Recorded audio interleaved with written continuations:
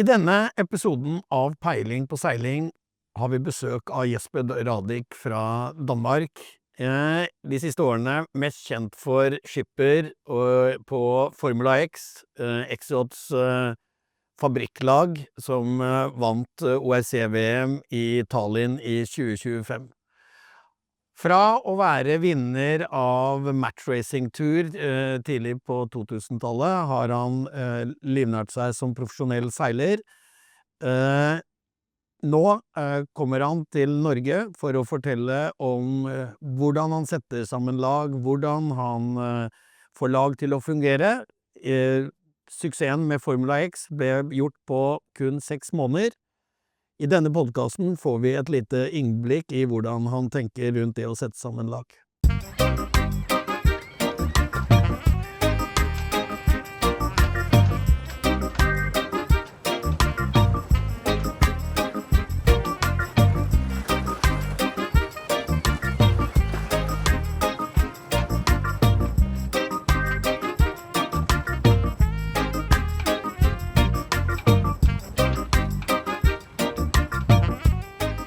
Peiling på seiling, en podcast fra Seilmagasinet med Thomas Nilsson fra Norges Seilforbund i samarbeid med Helly Hansen.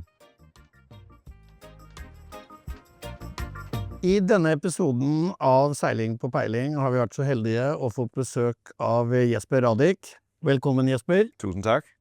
Du i Oslo i anledning Sailor Launch, hvor du skal holde foredrag. Præcis. Jamen, jeg fik jo en henvendelse her i vinter omkring Sons of Hurricane-teamet, som vi gerne ville hjælpe lidt, som jeg kunne forstå det med, at få lidt inspiration til Sailors Lounge. Og når man er professionel sejler, så er det jo ligesom en del af skal man sige, mit erhverv er jo også at fortælle om mine oplevelser og min tilgang til mange dele af sejladsen, så det er faktisk noget, jeg gør ganske ofte. Ja, det jo en grunn til at vi sitter akkurat her vi sitter. Vi sitter på Tiffany på Frogner.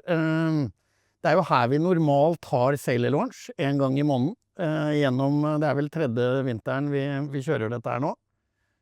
Men når vi får inn sånne hotshot fra utlandet, så må vi velge et større lokale. Så foredraget ditt vil være på Kongen Marina. Så der vi trenger litt mer plass. Du en populær herremann. Ja, det meget ærbødig omkring, det er jeg glad for.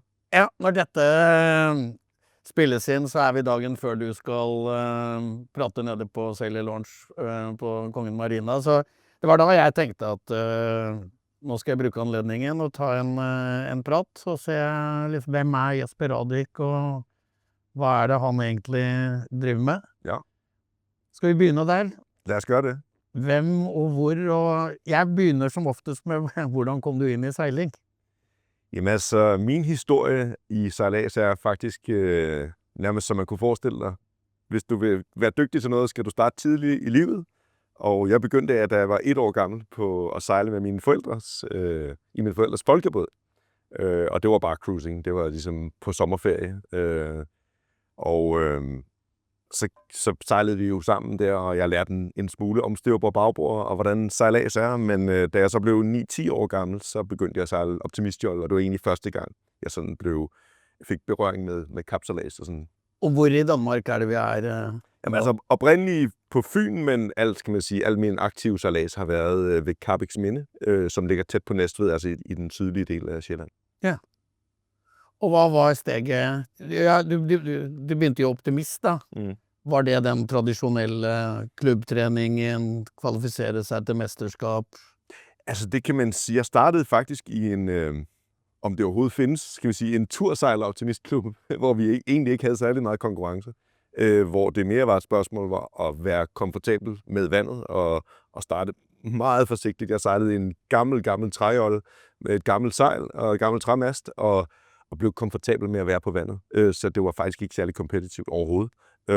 Det var meget mere nærmest søspejder, vil jeg sige. Men ret hurtigt, så var vi nogle stykker fra mit lokalmiljø, som alle sammen var sådan ret kompetitive typer. som alle sammen var startet samtidig. Og lynhurtigt, så ville vi jo gerne se, hvem der hurtigt skulle komme over til den røde bøjer hjem igen. Og så begyndte min interesse for kapsejladsdelen. Ja, og da i Optimist holder du på frem til du er 14-15 år? Jamen, jeg startede faktisk nok lidt sent med Optimist. Jeg tror, jeg startede min første kapsejlads, måske da jeg var 11 eller 12.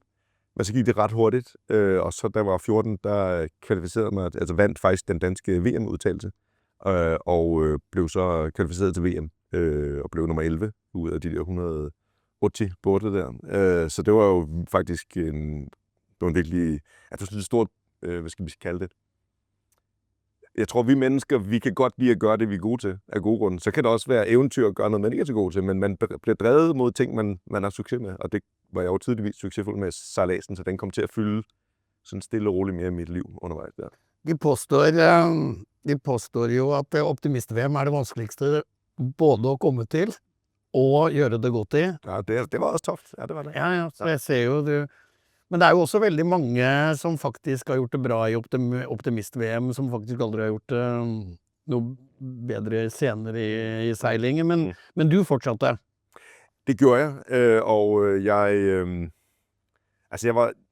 voksede jo ud af Optimist-jobben, blev for stor fysisk, og så er der jo en aldersgrænse. Jeg var ikke super så stor igen, så læsejollen var et dumt valg, så jeg gik til Europa-jolle. Ja, på den tiden var jo Europajolle, ja, det var stort. Det var veldig stort. Jeg kan huske et dansk mesterskab, der havde vi 100 cykelbåde til det danske, eller bare til Europajolle. Og når omtrent i tid er det vi er da? Jamen, der har vi været omkring 92, hvor jeg skyder på. Det er omkring 92-93. Ja, vi hadde stort e-jollefelt i Norge også. Jamen, jeg var i Norge og sejlede adskillige gange, og lykkedes med at vinde en kopi af, faktisk fra min familie, mit Radik-navn. Der er jo et kendt krigsskib her i Norge, der hedder Christian Radik, og jeg ved meget lidt om det, så jeg skal ikke udtale mig mere, men jeg fandt sådan en glaskopi til et nordisk mesterskab i Tønsberg. Så Christian, det norske skoleskipet Christian Radik. Ja, det er et skoleskib, okay, ja. Ja, det er et skoleskip som heter Christian Radik, en seilskutte. Ja, præcis, ja. Men det kommer fra din familie? Det er jeg har noget familie tilbage fra Norge og Radik-familien. Men det er ikke noget, jeg overhovedet har noget berøring med. Det er ren og skær. Nej, en av de gutta som seiler på sånn som Hurricane, er nå daglig leder for Christian Radik. Nej, det skal du bare se. Cirklerne, de er liten verden, ja, det er meget lille. Ja. Denne seilverden. Ja, det er rigtigt, ja. Og etter e-jollen, hvor gikk ferden når du var ferdig med e-jollet? Jamen altså, så skete det. Da begynder du at blive sådan 17-18 år. Ja, præcis. Altså i Danmark, der passer det med, at man slutter gymnasiet. Det vil sige, efter normal folkeskole, så gymnasiet slutter man omkring 18-19, og det er jo ofte sådan et skel i livet. Jeg vil sige, jeg oplevede en sådan specifik udfordring i Europajollen, at det var ret dyrt at få det rigtige udstyr, eller at have råd til at have det rigtige udstyr, og tage de mange rejser, der skal til. Så det var faktisk en barriere for at kunne holde sig helt og komme helt op, skal vi sige, på øverste niveau på verdensplan. Det var en udfordring. Det var den ene del. Og en anden del, det var egentlig også, at jeg blev faktisk lidt sådan træt af og ked af at sejle alene bare. Jeg kunne egentlig godt tænke mig at sejle på større teams, så jeg begyndte at sejle en lille smule lokalt 606'er. Og så lige på det tidspunkt, der var match race altså ligesom i vækst. Og det er jo ret oplagt for en klub, hvor der er unge sejlere, der vil begynde at sejle kølbåde. Så skal vi sejle noget match race. Da er vi på 94-95. Ja, så har vi været 94-95. Jeg husker bare at det da var jo faktisk match ganske stort i Norge også. Ja. Og det var jo egentlig, match var vel egentlig springbrettet opp til en international professionel karriere. Absolut. Altså det som jeg jo, den scene, der var i match race på det tidspunkt, var jo, den eksploderede jo. Altså jeg tror på et tidspunkt, der i slut 90-tallet, der var jo 150-200 events i Europa bare. Og man kan sige, efter gymnasiet, så tog jeg på sådan et sportsakademi, sportsakademi, som er sådan en, skal man sige, jeg ved ikke, om I har samme princip i Norge med sådan en højskolesystem. Jeg tror, I har noget. Ja, men ikke, vi har aldrig kommet helt til det ordet. Nej, okay. Og det ordet kan vi kanskje komme lidt tilbage til også. Ja, fint nok, ja. Men man kan sige, den mulighed, der åbnede sig foran mig ved at sige, i match, eller match race, som vi kalder det i Danmark, der skulle du ikke have din egen båd. Der er det et spørgsmål om teamets performance, og man skifter jo både mellem hver sejlads og så videre, så det tiltalte ret meget, både min skal man sige, økonomiske situation, men også ideen om, at jeg gerne ville samle et team, hvor vi skulle være dygtige til at sejle sammen. Ja, men da hadde du også begynt å seile for KDI, eller Kongelig Dansk? Ja, så efter i 96, hvor jeg så flyttede til København og begyndte at studere på universitetet, så blev jeg inviteret af Kongelig Dansk Yachtklub. De har lavet et matchrace-center i Skovshoved, og det er et dejligt ord, der er Skovshoved. Det eksisterer vel en dag i dag? Ja, det gør det. Ja, absolut. Det var jo virkelig i vækst. Altså, jeg kan huske der igen, jeg kan ikke huske præcis årstallet, men der var et tidspunkt, der var så mange teams. Jeg tror, vi var 50 teams, bare i den klub alene. Så selvom vi havde jo seks både, og selvom der blev trænet 2 gange, altså en tidlig aften og en sen aftensession, så var der simpelthen ikke sejltider nok, så de må simpelthen lukke for tilmelding. Der var ikke plads til flere teams overhovedet. Og dette foregikk i DS match. Samme som der var her i... Ja, jeg tror vi hadde 6 på et eller annet tidspunkt. Så hadde vi 6 eller 8 båter, og det var akkurat det samme i Oslo. At det var trening flere dager i uken, fullbooket. Det var nesten venteliste for å være med og trene. Og man kan jo sige, at jeg tror, at hvordan kan man opnå så meget ekspertise, at du sådan kan være med? Det er, at du har en et lokalt træningsmiljø, at der er en mulighed for at blive udfordret og rekruttere de rigtige og blive inspireret og kunne i bund og grund også have en fyr som Sten Mor, var jo en virkelig top matchrace-sejler lang tid før jeg var. Og han blev jo sådan en form for inspiration for mit team, og så kunne vi se på hans team og sige, shit, de kommer til Kroatien og sejle Great One Events og så videre. Det vil vi også en dag, ikke? Så det der med at have de der forbilleder lokalt, tror jeg er rigtig vigtigt. Jo, men også har du har jo mest sannsynlig, når du vet at du kan slå Sten Mor på en tirsdagstrening i Skovshoved, da vet du at du kan slå resten av verdenseliten. Absolut. Og det er jo det samme sikkert grunn til at Norge er gode på langrenn og alpint og sånn, fordi at hver eneste trening så har de beste i verden som benchmark.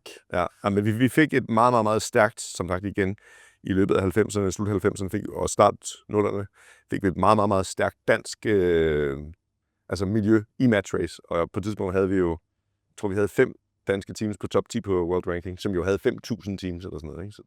Og noen kjenner jo faktisk et av mannskapet ditt ganske godt. Vi hadde jo en generalsekretær i Kongelig Norsk Seilforening som het Anders Christensen. Han seilte med deg i ganske mange år. Jamen, Anders var faktisk, han var med for dag 1, vil jeg sige. Og Anders er jo, som I jo kender ham, en driftig type med masser af energi. Man kan sige, at både han og jeg er jo en størrelse, som jo måske ikke passer ideelt til en matchracer. Man kan sige, for mig som rorsmand er det fint, at man ikke er så stor. Men det er klart, at med Anders på fordækket, så skulle han kæmpe lidt ekstra. Men Anders har ret meget energi, og det havde han også dengang. Så han kunne som regel løse opgaven rigtig fint. Og så vil jeg sige en ting, jo, som var, hvis vi springer over til matchrace, skal vi sige fortællingen nu, så var det jo et spørgsmål om, hvis du vil lave et team succesfuldt, så skal du jo virkelig, du skal lægge dine timer, men alt det, der ligger udenom, det vil sige planlægning af træning, fysisk træning, sponsorarbejde, etablering af træningslejre, strategi for resten af sæsonen, bla bla bla. Der var vi meget... Logistik. Ja, logistik, ja. Så var vi meget... der var vi virkelig ressourcefuld, den gruppe, jeg havde fået samlet der. Så alle var virkelig dygtige til at byde ind. Så det var ikke noget med, det hang på mig som skipper. Og det var også en rolle, jeg sådan stille og roligt lærte at påtage mig. At blive, skal man sige, skipper ombord. Men det var faktisk meget et teamprojekt. Og det er helt sikkert en af grundene til, at vi var succesfulde. At vi alle var virkelig godt ind. Og det endte vel med, at dere vandt World Match Racing Tour?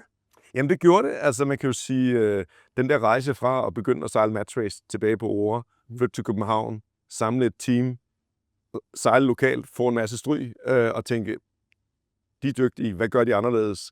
Og vi alle ombord var nogle competitive typer, og tænkte, det kan vi også gøre. Så begyndte vi jo ligesom at nå nationalt niveau. Og når man har gjort det, så ligesom vi kender fra tennis, det med, at du har en meget, meget klar defineret vej fra bunden helt til toppen, som går igennem etablere en plads på World Ranking, få nogle point, blive inviteret til de højere graderede stævner, få flere point. Jo mere succes du har, jo flere point kan du nå, og så kan du nå helt op til Grand Slam-turneringen, som jo World Match Racing Tour. Og den nåede vi som team, efter at have sejlet en match i Skandinavien, også her i Oslo, og vundet nordisk mesterskab et par gange. Så kom vi ligesom ind i de forjættede haller, og blev inviteret helt ind top sammen med de øverste på World Match Racing Tour, som jo var America's Cup teamsene, altså på fuldt professionelle teams, som så sejlede America's Cup og World Match Racing Tour. Og det gjorde vi, første gang vi var med i et event, var, tror jeg, var 2000 eller 2001. Og der fik vi også stryg, naturligvis, men kunne godt se, det er ikke, altså, der er ikke noget magi i sejlads. Så læste jeg om at gøre en masse ting rigtigt i den rigtige rækkefølge. Og have også noget fysik, så vi opgraderede ligesom alle dele af det, vi bragte med ombord. Og ikke mindst også ledelsesdelen på min side, og forståelse af trim aerodynamik for trimmerne og så videre. Ikke? Vi tog det ligesom til næste skridt ved at møde Team New Zealand for eksempel, og få virkelig mange stryg, men kunne se, de kan nogle ting, vi ikke kan. Hvordan når vi derhen? Dette var du sa at du på den tiden så var jo World Match Racing Tour og America's Cup, det var jo de samme seilerne, og det var vel det som kanskje også var åpningen inn til din America's Cup-karriere? Absolut. Altså som sagt, så vandt vi jo så den samlede World Match Racing Tour i 2003. Og så gik der ikke så lang tid før, at de der e-mails, som jeg jo selvfølgelig havde sendt i mange år til America's Cup Team, de blev pludselig besvaret. De første 10 år, jeg havde skrevet det, der var aldrig blevet besvaret, men pludselig så begyndte de rent faktisk at svare. Og så relativt hurtigt havde jeg faktisk 2 parallelle projekter, der var interesseret i at få mig med, og det ene var faktisk ABN AMRO til Volvo, for de ville gerne lave sådan et ungdomslag, hvor de havde en idé om, at fordi at jeg som ung skipper havde vundet World Match Racing Tour, så ville jeg være en god skipperprofil, men jeg kunne godt se, jeg kan måske godt lære offshore-sejlads, men jeg havde ikke erfaring. Så det var ikke en god løsning. Samtidig havde jeg så et tilbud fra det spanske America's Cup hold, som jo var min hjemmebane, altså match race, hardcore match race, men så som jeg blev udvalgt, de endte med at ansætte 3 potentielle årsmænd til de 2 både, der var. Og så flyttede jeg til Valencia i foråret 2005, og boede dernede i 2,5 år, hvor jeg så var en del af det faste hold på det spanske Desafío Español. Og da begynte, var det omtrent da du tenkte, dette skal jeg leve av, nå det seiling, professionell seiling jeg skal drive med? Altså jeg vil sige, det som vi jo i Skandinavien har vi jo faktisk et højt niveau af sejlads. Der er altid variationer i, hvor mange der dyrker det osv., men det har altid været højt niveau i Skandinavien. Men vi har ikke så mange rollemodeller for, hvad er det at være professionel sejler, og det har måske heller ikke eksisteret. Det eksisterede ikke, da jeg var barn. Det kunne ikke eksistere, at du kunne være sejlmager. Og så kunne du sejle. Det var egentlig den professionelle vej, eller bådbygger måske. Men det er bare at kun dyrke sejlads professionelt, det eksisterede slet ikke. Men igennem America's Cup kunne jeg jo godt se, at ved Middelhavet, der var det en anerkendt erhverv at have, at være pro-sailor, hvor man har nogle specifikke evner, man brækker ind til et team. Så efter at have boet dernede, været sammen med en masse pro-hold, og flyttet tilbage til Danmark, lige gøre specialet færdigt på universitetet, så kunne jeg godt se det, aftale med min hustru, min hustru på det tidspunkt, og sige, at lad os prøve at se, om vi kan få det til at være en livsvej for mig. Og så man kan sige, at alle de der ting sammen betød, at jeg i 2009 eller 2008 begyndte at sige, okay, jeg skal være professionel sejler. Men det der professionell seiler, jeg tror jo også litt av kulturen i andre land enn kanskje Skandinavia da, det jo at du kan faktisk få betalte jobber på ganske lavt nivå. Sånn at du kan vaske en båt, du kan transportere en båt, du kan begynne å seile, du kan få litt håndpenger, så du kan faktisk klare å livlære deg. Og i Norge så det jo nesten ingen som får penger, for alt skal foregå enten på dugnad, eller de skal gjøre det selv. Så vi har jo egentlig ikke noe kultur for å betale for tjenester innenfor seiling. Det en rigtig god pointe, og man kan sige, dels så har sejlsport, tror jeg, så jeg betragter det, har lidt anden position i vores skandinaviske kultur, for det en meget mere folkelig sport. Altså alle, det jo ikke noget specielt at have en båd. Altså, okay, det koster nogle penge, og det kan også være en dyr havneplads, men der findes også billige havnepladser. Der findes også meget billige både. Altså, jeg vil sige, næsten alle kunne jo have en båd i Skandinavien, ikke? Altså, om det så bare en jolle. Hvorimod i mange andre kulturer uden for vores område, der det jo en decideret high society sport. Med alle de ting, der knytter sig til det, og man kan sige en masse professional services, fordi at dem, der nu har en båd, har også økonomi til at drive det på den måde. Så det er en anden logik, der i den verden. Og i og med, at du allerede har nogle tilknyttede professional servicefag, så er det meget oplagt, at man så også har nogle professionelle sejlere. Og jeg vil sige, vi begynder at se noget af det i Danmark. Og jeg tror egentlig, at lidt tilbage til fitnesscenter-tanken om, at du går efter det, du gerne vil have, og du betaler for den service, du ønsker, men så forventer du en professionel, at modtage en professionel service. Og det der mix, det kan jo bringe til en interessant diskussion omkring, hvordan foreningskultur og pro-kontra frivillighed er meget interessant, og virkelig en udfordring for mange sejlklubber, især i Skandinavien. Men man kan sige, det at man går ind og decideret leverer en professionel service, og forventer, at der er kunder til det, man udbyder. Den der, at få startet de cirkler, det tager lang tid, det er ikke let, men... Jo, men hvis du spiller golf, så er det helt naturligt, at du tar pro-timer i løpet av en sæson. Præcis. Hvis du sejler, det er ingen som hyrer inn en bedre sejler end en coach i sejling. Nej. Næsten ikke, da. Men de sidste 5 år er der kommet et skift. Ja. Og jeg tror, at man pludselig kan man se, at ved at bringe nogle ekspertiser ind, som er på et andet niveau, så kan du selv tage nogle, altså du kan tage nogle kæmpe leaps, som også oplevelsesmæssigt. Altså du oplever nogle enorme forbedringer som sejladshold ved at tage nogle folk ind, som kan, altså alle skal jo ikke opfinde den dybe tallerken, som vi i hvert fald siger i Danmark. Det er samme udtryk i Norge. Ja. Og det behøver man heller ikke. For du kan virkelig du kan komme meget hurtigere hen, hvor du gerne vil, frem for at bruge 5 år og tusindvis af timer med at polere båd eller whatever, til at sige, jeg vil fokusere på sejladsen. I sidste ende, så er min tid mere værd, end det, jeg betaler for den service for nogle opgaver. Ikke så interessant, eller whatever. Og det samme med instruktion og coaching. Altså, der er en grund til, at vi har universiteter. Det er jo fordi, man gerne vil modtage ekspertise. Ikke? Men da du begynte som professionel sejler, hvor mange dager i året måtte du sejle for at det skulle kunne gå rundt økonomisk? For jeg regner med at prisen stiger etter hvert som du blir bedre og bedre og mer anerkjent. Så jeg tipper at når du begynner i, hvis dette var rundt 2009 eller 2010, så regner jeg med at dagraten din var ganske mye lavere. Så der er du jo lige præcis spot on, og det er jo den helt store udfordring, at mine konkurrenter, langt de fleste bor i nogle andre områder, hvor det ikke er så dyrt. Det vil sige, de har jo ikke samme økonomiske belastning, som jeg har, hvis jeg skal drive. Jeg er jo bundet rundt en selvstændig erhvervsdrivende, som jo skal have en vis omsætning i min forretning, for at jeg kan understøtte familier og så videre, hus. Og jeg skal have en større indtægt end en tilsvarende person, der bor på Sicilien. Men han kan jo stadig være en dygtig sejler, ikke? Så det er sådan en balance. Men man starter jo på et forholdsvis lavt niveau, og så arbejder man rigtig mange timer. Og så håber man på, at drømmen kan drive det igennem. Og nu er et andet niveau, kan bede om noget højere løn, og så er det et mere realistisk erhverv, vil jeg sige. Men hvor mange racedager, sådan som på det niveau, du er nu, hvor mange racedager har du i året? Altså, jeg kan ikke klare mig under 100. Ja. Og jeg vil sige i hvert fald, jeg synes, det fungerer fint for mig op til omkring 130. Måske 150, men så vil jeg gerne have, at det ikke udelukkende er arbejde. For 150 dage, det er lidt for meget. Ja. Men 100 dage, der vil jeg sige, hvis jeg har 100 dage på vandet kompetitivt, så det har jeg faktisk behov for at kunne opretholde mit eget niveau. Også økonomisk, men også sejladsmæssigt.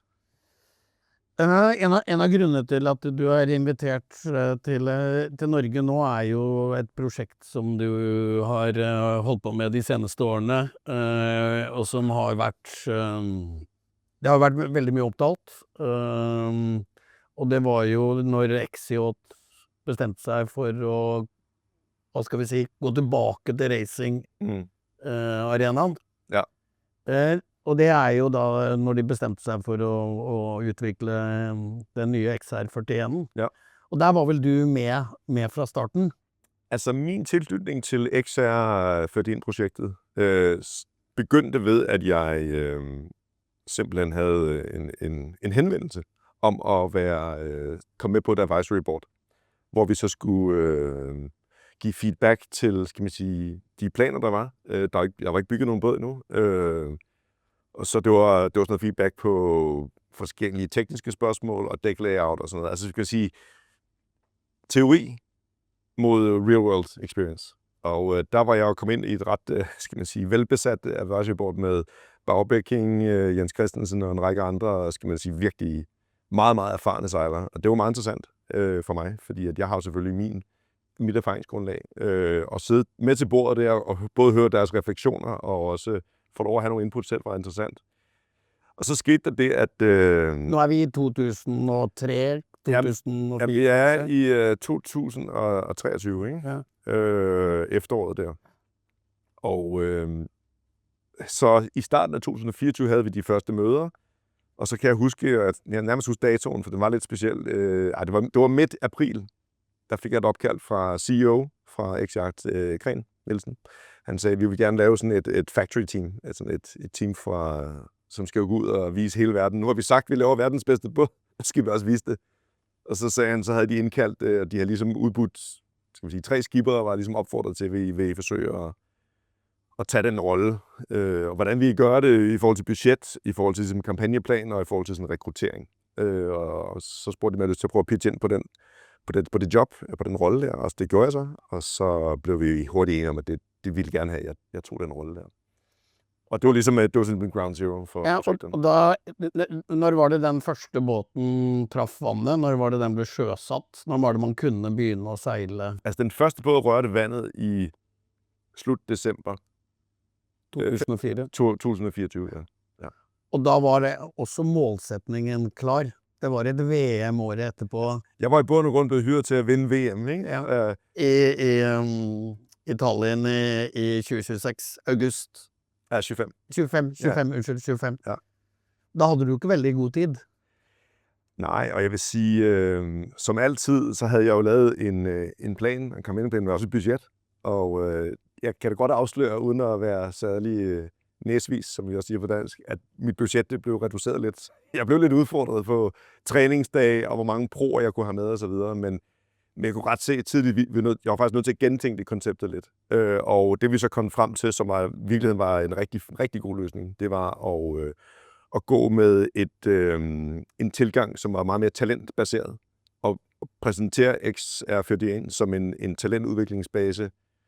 Ideelt set for Skandinavien, men realistisk set var vi nødt til at holde os til Danmark, også af logistiske årsager og så videre. Ikke? Og så vidste jeg også, der var faktisk en rigtig fin talentbase af danske sejlere mellem, skal vi sige, 18-19 og måske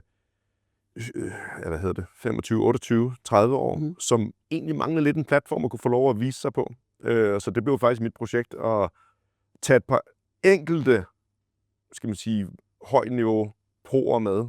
Jeg satte ind på storsejlet, en jeg har sejlet med mange gange. Og du havde med dig nogle nøkkelpersoner? Som jeg havde udvalgt, ikke? Ja. Som skulle indgik i mit budget. Også en god navigatør, for det er jo rigtig vigtigt, at moderne sejlads, det kan du lave noget meget, virkelig brugbar teknisk analyse, men al analyse afhænger af kvaliteten af data.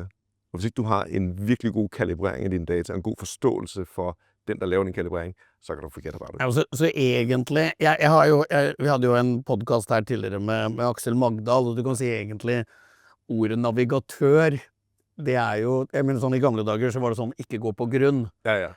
Nå jo navigatøren, han jo mer en data, management, analyse, kjører gjennom prosesser, hvordan, hvor mange procent target speed. Præcis. Altså en stor del af min dialog, når vi rent faktisk på vandet, især lige før ræset, det faktisk med min navigatør, hvor vi bare siger tal til hinanden. Og den værdi, og hvordan det, og hvor mange procent vi på den, og altså det virkelig meget abstrakt. Og det jeg vil sige, sejlads på den tekniske side stadig lidt kraftigt under udvikling, fordi at vi skal være meget bedre til at visualisere ting. Altså anvendelsen af grafiske udlæsninger af store, komplekse datamængder kan vi gøre meget bedre via billeder og så videre, men det er en helt anden historie. Det kan jeg snakke lang tid om. Ja. Fordi en stor del af min tilgang at være utrolig analytisk og virkelig bruge meget, meget aktivt data, men meget, meget kritisk. Og det vel kanskje en av de tingene du skal snakke om nå på Sailor Launch også. Hvordan bruker man data? Ja. Hvordan jobber man i team? Hvordan for det jo en ganske kompleks sport. Det en utrolig kompleks sport, og noget af det første, man skal gøre, det faktisk at reducere 90% af kompleksiteten væk.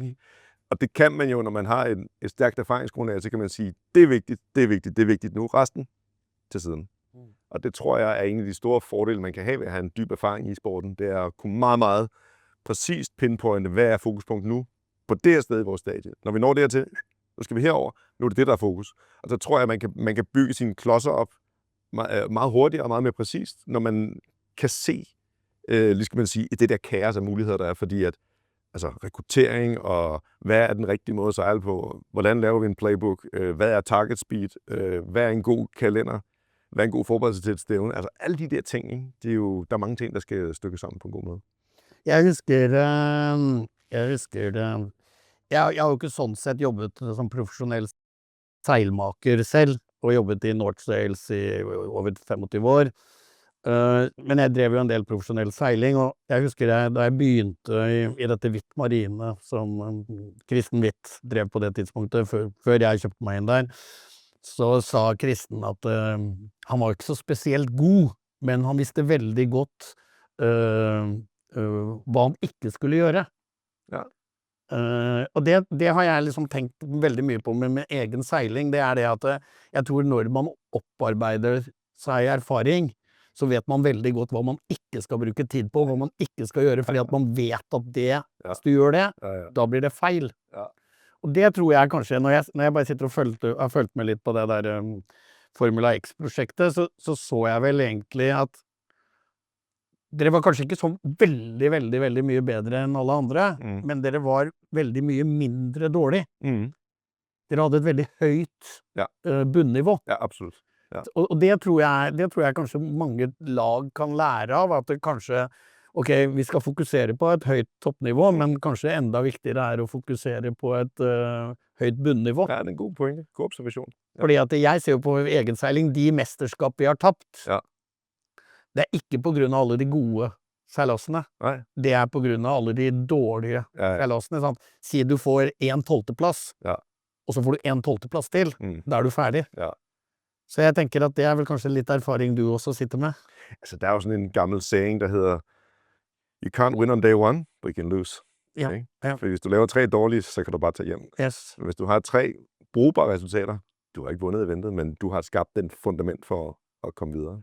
Så man kan sige, det der, det fører jo over i det, jeg vil kalde altså sådan eventstrategi. Og det er jo et godt eksempel på noget, hvor en erfaring kan hjælpe dig i det samlede billede. Og den betragtning der bruger jeg jo mange forskellige steder. At sige, hvad en god brug? Altså, jeg synes, din observation med at sige, hvor kan man bidrage godt til teamet? For jeg vidste jo for eksempel, at jeg ret god til at styre en båd hurtigt. Det er også en af grundene til, at vi var gode til matchrace, vi sejlede faktisk ret hurtigt, og det er altid et godt tool for sidst. Hvorfor? Ja, men det det, fordi det giver lige lidt fordel. Så det er god til, det ved jeg.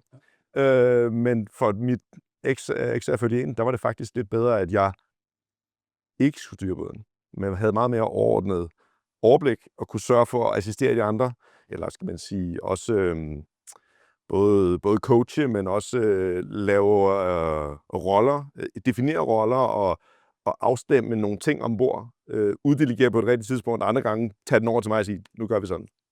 Og den der balance, at jeg havde overskud til, at jeg ikke skulle bruge energi på at styre en båd, det var det helt rigtige.